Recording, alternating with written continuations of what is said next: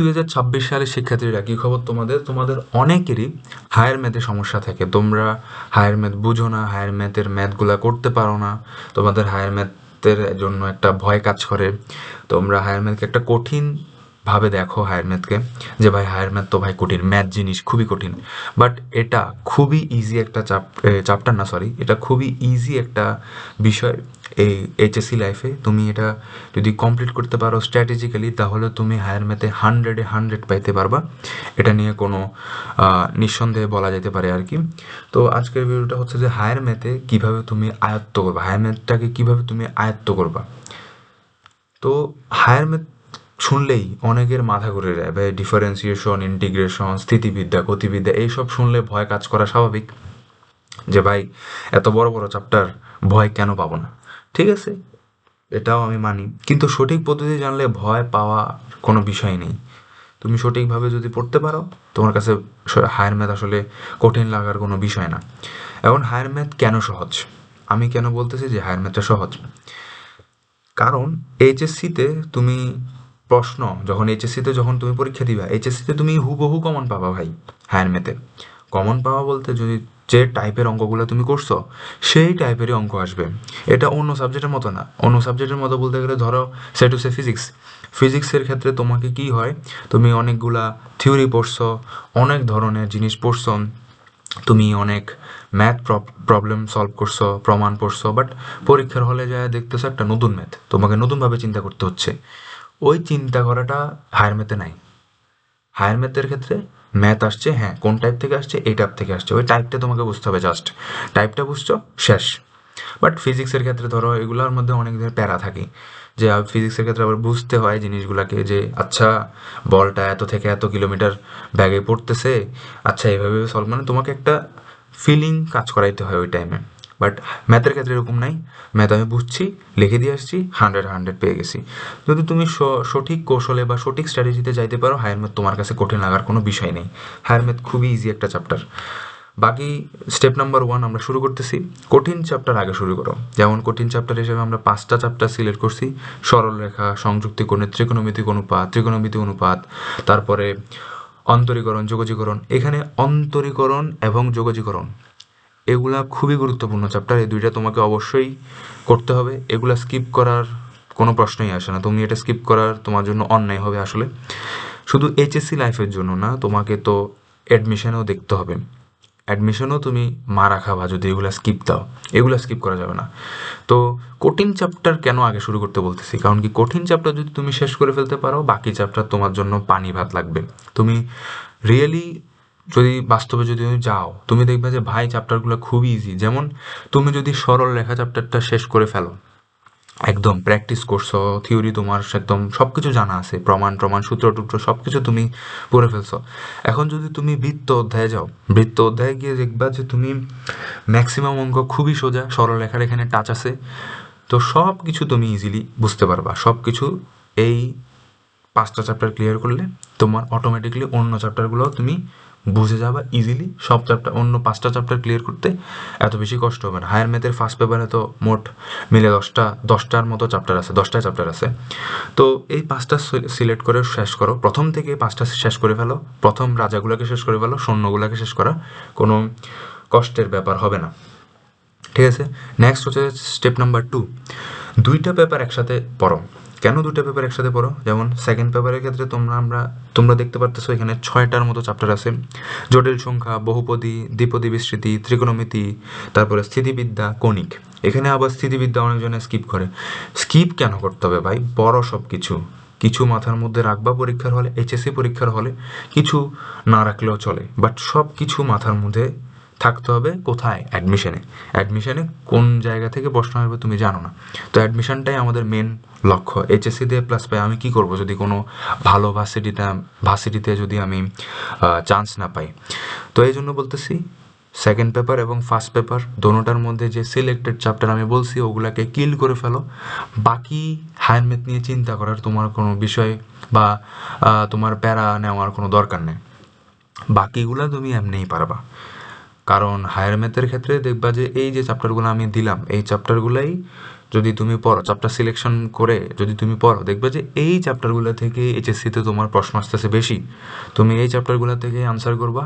বাকি যে ফালতু ফালতু চ্যাপ্টার আছে, ফালতু না, বাট চ্যাপ্টার যেগুলো আছে ওইগুলা তুমি, যেগুলার একটু কম সম্ভাবনা আসার পরীক্ষায়, ওগুলা থেকে না দিলেও চলে। বিকজ এই যে চ্যাপ্টারগুলো, যেমন বহুপদী থেকে অবশ্যই আসবে, জটিল সংখ্যা থেকে অবশ্যই আসবে, এগুলা ত্রিকোণমিতি থেকে অবশ্যই আসবে। এই জিনিসগুলো তুমি যদি পড়ে থাকো, তোমার ভাই কমনই ভাই পরীক্ষা, তো এটা নিয়ে প্যারা খাওয়ার কোনো বিষয় নেই। আর বেশি বেশি প্র্যাকটিস করাটা খুবই দরকার। সব চ্যাপ্টারগুলো যদি ভালোভাবে প্র্যাকটিস করা থাকে, আয়ত্ত করা থাকে চ্যাপ্টারগুলো, হায়ার ম্যাথ আয়ত্ত করা খুবই সহজ। স্টেপ নাম্বার 3, সলিউশন দেখে নিজে সমাধান করো। সলিউশন দেখে কেন সমাধান করো? অনেকজনে বলে সলিউশন দেখে সমাধান করা খুব খারাপ কাজ। না ভাই, তুমি এসএসসি থেকে এইচএসসিতে উঠছ মাত্র, তো এখন তুমি যদি নতুন নতুন ম্যাথ দেখো, ম্যাথ করতে বসো, তুমি পারবা না, ডিপ্রেশন খাওয়া যাবা। তো এই জন্য বলি যে সলিউশন দেখে সলভ করো। প্রথমে তুমি তো একদম প্রথম থেকে তো ম্যাথ সলভ করতে বসে যাবে না। তুমি প্রথমে একাডেমিক ক্লাস করবা অনলাইনে। ধরো তুমি কারো ব্যাচে ভর্তি হইছো, বা হয়তো কোনো টিচার এসে তোমাকে বাসায় পড়ায় যায়, অনেক কেস হইতে পারে। তো প্রথমে তো তুমি চ্যাপ্টারটা সম্পর্কে একটা বেসিক ধারণা অর্জন করছো, যে চ্যাপ্টারটা সম্পর্কে আমার পুরো ধারণা আছে, আমি চ্যাপ্টারটা সম্পর্কে সম্পূর্ণ জানি, মানে আমার কোন কোনায় কী কী আছে, চ্যাপ্টারটার মধ্যে কী কী বোঝানো হয়েছে, চ্যাপ্টারটার মধ্যে কী কী এলিমেন্ট আছে আমি জানি। এখন আমাকে সব এলিমেন্টগুলোকে মাথার মধ্যে ঢুকাইতে হবে, প্র্যাকটিস করতে হবে, যাতে ম্যাথ আসলে আমি পারি। এই জন্য তোমার একাডেমিক জিনিসগুলো বোঝার পরে, মানে ইউটিউবে ক্লাস করছো, ক্লাস করে তুমি সব কিছু বুঝছো, বোঝার পরে এবার তুমি সলিউশন বই নিবে।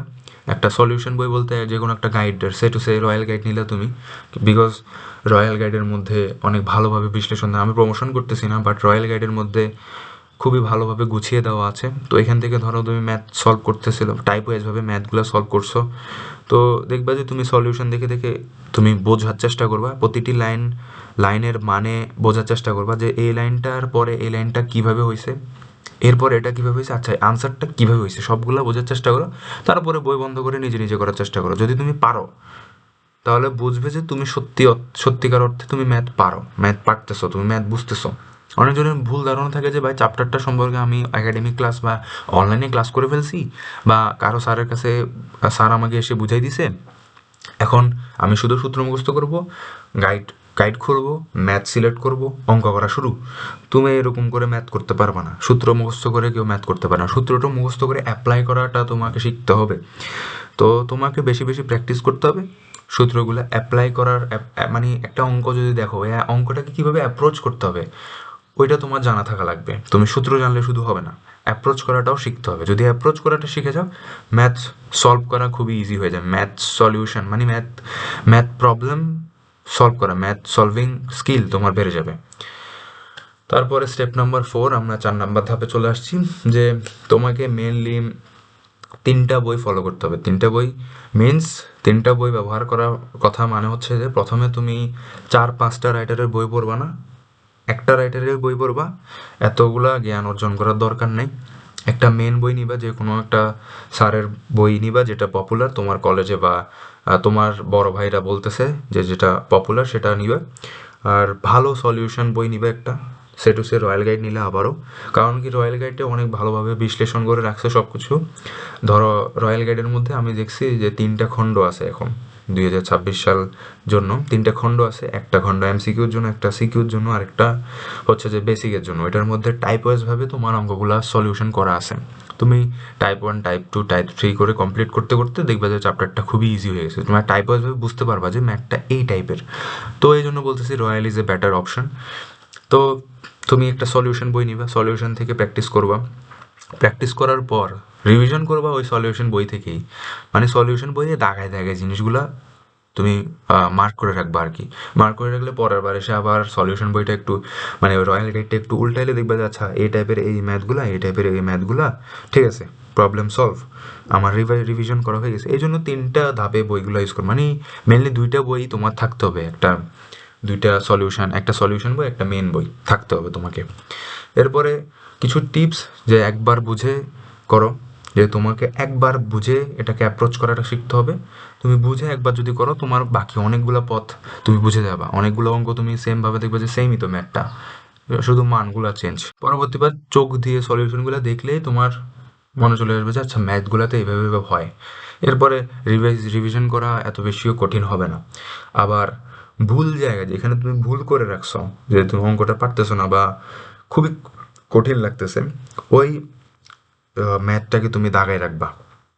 দাগায় রাখলে কি হবে যে তোমার পরের বার যখন রিভিশন দিবা তখন আস্তে আস্তে এটা ক্লিয়ার হয়ে যাবে, তোমার নিউরন যখন বৃদ্ধি পাবে তোমার মাথা ওইটাকে ক্যাচ করে ফেলবে একটা সময়। আর হায়ার ম্যাথে ভয় পাওয়ার ভাই কিছু নাই। হায়ার ম্যাথ এইচএসসি সব থেকে সহজ একটা অধ্যায় বলতেছি বারবার, একটা বিষয়। এই হায়ার ম্যাথটা যদি তুমি সলিউশন করে ফেলতে পারো, মোটিভেশন একটা পাবা যে ভাই আমি হায়ার ম্যাথ শেষ করে ফেলছি, ফার্স্ট পেপার শেষ করে ফেলছি, আমার হায়ার ম্যাথ, আমার এইচএসসি লাইফের হায়ার ম্যাথ শেষ, আমার আর হায়ার ম্যাথ নিয়ে এত কষ্ট করা লাগবে না। এই চ্যাপ্টারগুলো যেগুলো বলে দিছিলাম আমি, এই চ্যাপ্টারগুলো করলে ভাই আর কিছু লাগে না। কঠিন চ্যাপ্টারগুলো আগে শেষ করো, এটাই আমার মতামত। দুইটা পেপার একসাথে পড়ে ফেলো, ফার্স্ট পেপারেই তুমি চেষ্টা করো যে শেষ করে ফেলার, সেকেন্ড পেপার সহ। আর সলিউশন দেখে অঙ্কগুলোকে অ্যাপ্রোচ করার অভ্যাসটা তৈরি করো। সলিউশন দেখতে দেখতে আস্তে আস্তে তুমি অঙ্কগুলোকে বুঝে যাবা, বুঝে গেলে আর কিছু দরকার নেই। তো আজকের ভিডিওটা এখানেই শেষ। যদি ভিডিওটা ভালো লাগে তাহলে লাইক করো, শেয়ার করো, আর কমেন্ট করা দরকার। যদি তুমি কোনো প্রবলেম ফেস করো তোমার লাইফে, যদি তোমার রিলেটেড কোনো সমস্যা তুমি আমাকে জানাতে চাও, তাহলে তুমি অবশ্যই কমেন্ট করো, আমি অবশ্যই রিপ্লাই দিব। আর আরও যদি তোমরা এরকম কন্টেন্ট দেখতে চাও তাহলে অবশ্যই সাবস্ক্রাইব করে আমাদের পাশে থাকবে। ধন্যবাদ।